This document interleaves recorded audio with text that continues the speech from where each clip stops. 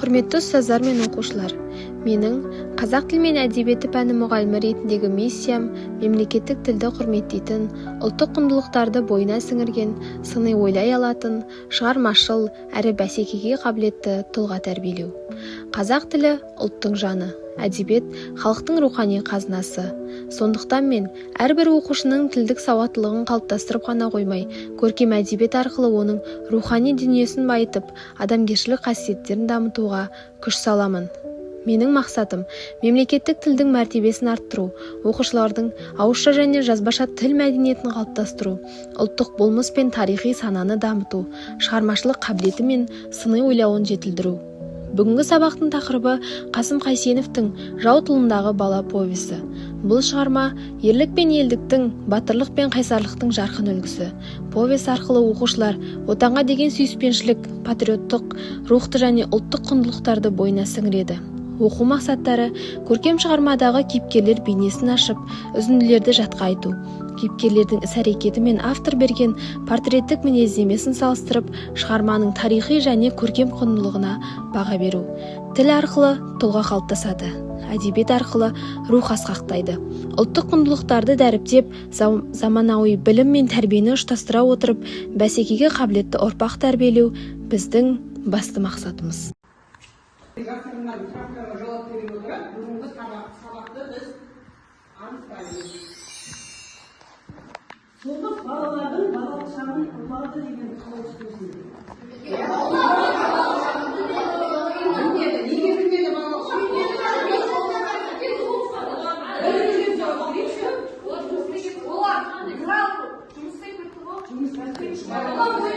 Ойнаған өте жақсы. Неге? Өйткені жағдайлары өте шын болды, иә? Келесі. Жол деген не? Жол деген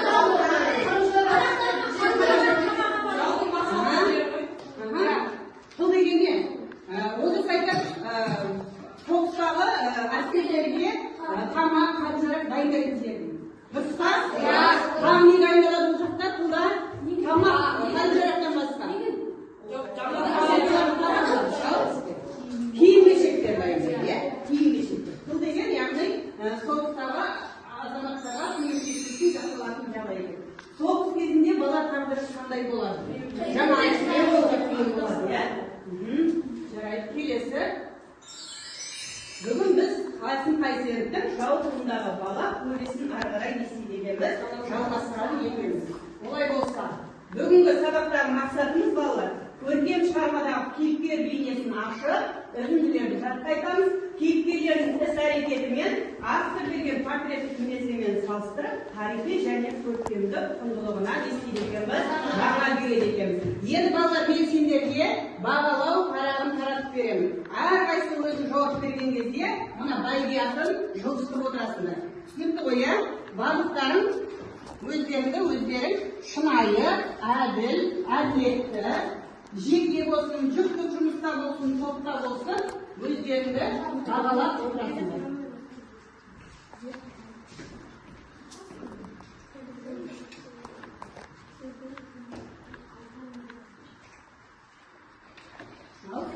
Өзімізді бағалап отырамыз.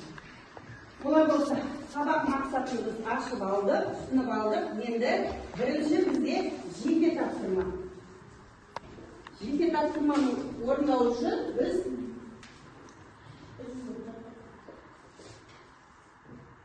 соғыс барысы арқылы, кейіпкер іс-әрекет арқылы тарихи құндылығына баға береміз. Қазір сұрақтарға жауап береміз, сосын не істейміз? Тарихи құндылығын бірден атап өтеміз. Олай болса, сері қандай жағдайда өмір сүріп жатыр? Оның мінезіне қалай әсер етеді? Сен қандай жағдайда өмір сүріп жатыр? Жеке.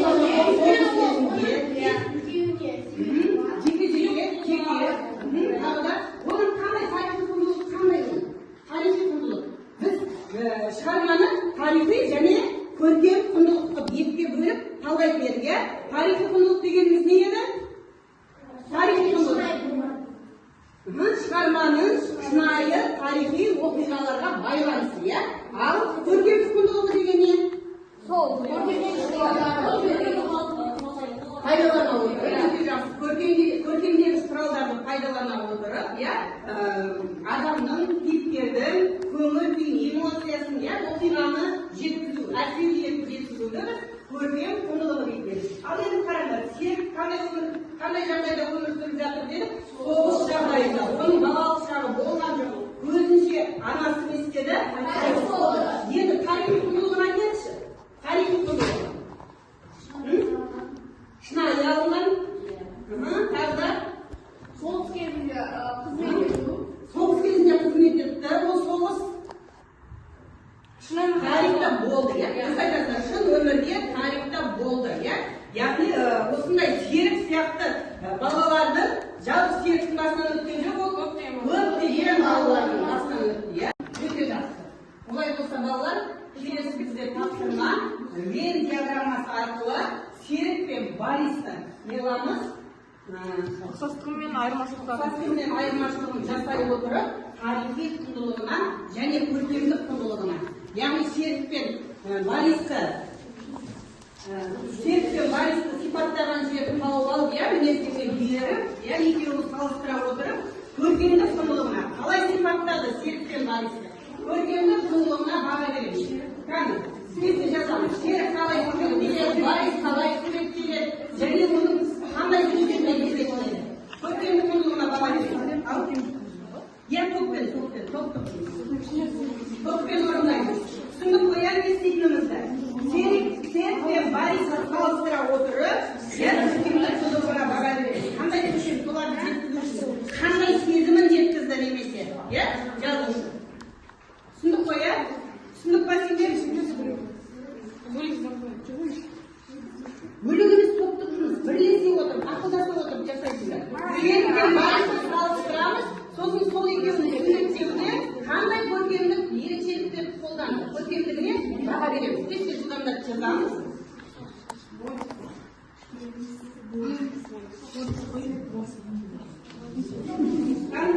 Уақыттар қояйын, 5 минут уақыт береміз. Уақыт кетті. 5 минут уақыт береміз.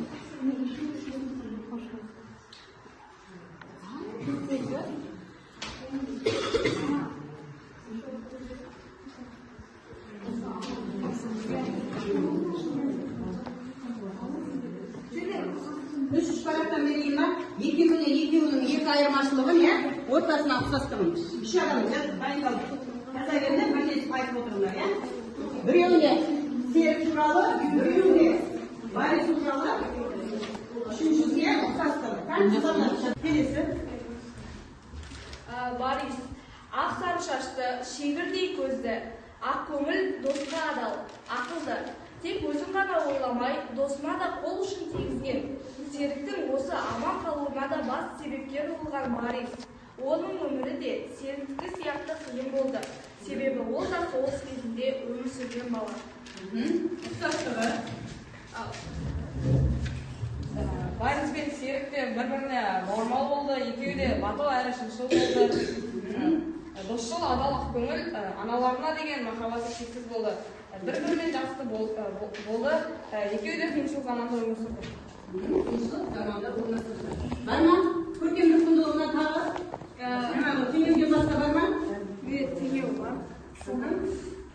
Олай болса балалар, тағы да топтық жұмыс.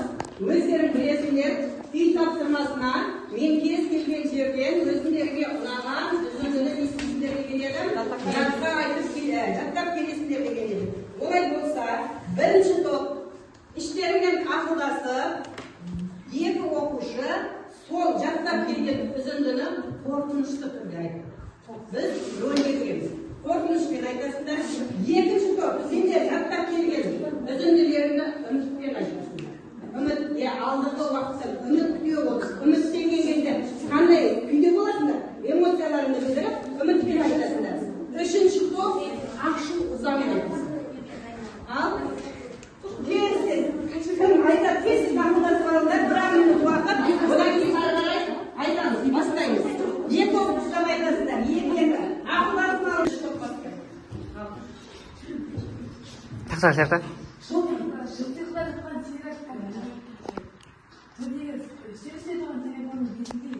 жылдағында оянып кетті. Бір ауыз басын берген, әкесі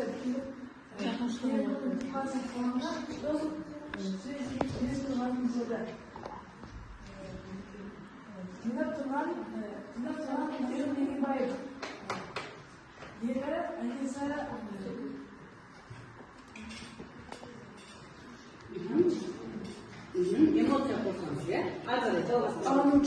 Болды деген не болды? Құрдық қой.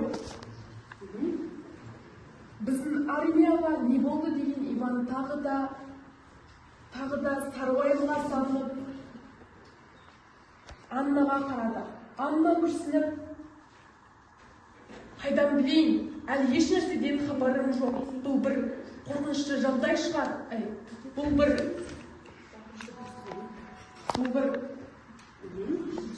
уақытша жағдай шығар деді.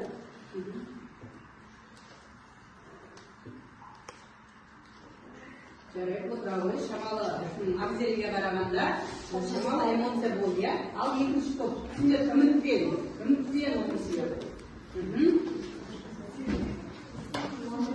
Тұрып енімдерді дайын болдылар. Шекарада фашистер армиясы өтіп кетіпті. Біздің полкте соғыстағы соғылғанына 5 минут болған екен. Деп қысқа жауап қатты да, майор Жамал мен Серіктің беттерінен сүйіп, киімдерін апыл-ғұпыл киіп салды да, жүгіріп шыға жөнелді. Серіктің анасы өлім аузына жатқан кезде Серікте осындай ой болды. Менің анама ешкім келіп көмектеспей ме? Мен бәріне үміт күтемін ғой деп сондай ой болды. Сол кезде сөйтіп үміттеніп тұрған кезінде және де Анна Иванова пайда болады. Анна Иванова ана тастың ар жағында отырған Серікті Борис бірінші байқап қалады. Борис бірінші байқап қалады. Сөйтіп анасына сол жақта бір адам отырған сияқты бұл Серік қой деп дауыстап Серікті өздеріне қарай алып келеді. Серікті өздеріне алып келеді. Ал сендер ашумен оқысыңдар. Кім оқиды? Ашумен, ашқыланды, яғни фашистердің іс-әрекетін елестетіп көзімізге отырға кіреміз, балалар. Отырға кіреміз. Шат ұйқыда жатқан Серік төрде тұрған үстел үстіндегі телефонның шылдырынан оянып кетті де бір аунышып түсіп қарап қалса әкесі телефон тұтқасын жақсы жоқтар келесіздер, бірақ эмоцияны қосып керек. Енді балалар сендерге мен карточка таратып бердім. Ешкіммен қағаз. Бұның ішінде жұппен орындайсыңдар, жұптың кейіпкерлер, яғни кейіпкерлердің іс-әрекеті және автордың берген портреттің мінездемесі. Жазып шығамыз. Бейнесін ашушы, кейіпкерлердің бейнесін ашушы, іс-әрекетін көрсетеміз және автордың берген портреттің мінездемесін қосамыз. Жыламдап жазамыз. Кездес көзелес, өздерін оқыған, білген кейіпкерлер.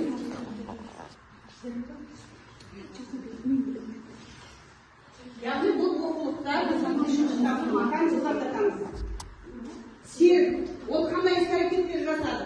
Жазамыз, одан кейін автор оған қандай портреттік мінездеме берді? Борис, жазамыз, қандай мінездеме берді? Және Анна Ивановна жазамыз. Жоқ, осыған жаза бермейді. Жұптасып бірігіп, жұптасып орындай береді.